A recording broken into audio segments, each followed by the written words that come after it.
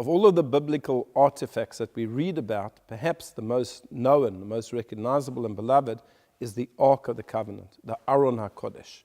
This is a rectangular box made out of wood, covered in gold, with a beautiful gold lid with 2 cherubs on it and poles to carry it.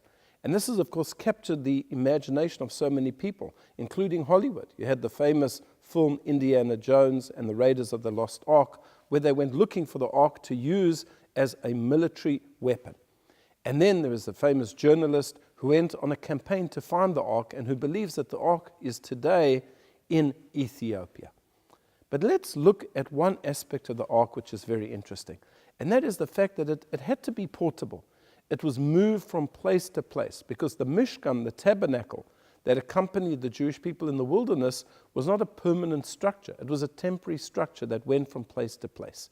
And therefore the Ark had these poles, these staves, that were carried.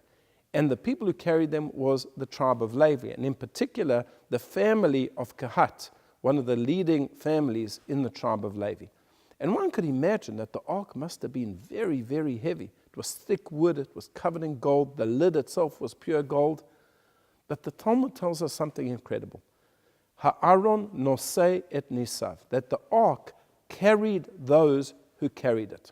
When they first picked it up, it must have felt heavy, but after a while, it didn't feel heavy at all. In fact, it felt very light. And not only that, it actually moved the people who were walking with it along with it. They felt as if it was carrying them, not the other way around. What is the significance of this? And perhaps we can say it in a metaphorical way. Many people approach Judaism and the study of Torah as something that is so difficult. It's such a schlep. It's such a burden. It's so hard. And to begin with, it is that way. But after you get into your learning, you find that it actually carries you along, not the other way around. Not that you have to carry the Torah, but that in fact it is so powerful and so spiritual, and it speaks to your heart and to your mind and to your intellect that it's able to carry you along with it. You just have to do the initial pickup. You have to be like that member of the tribe of Levi who lifts up the ark.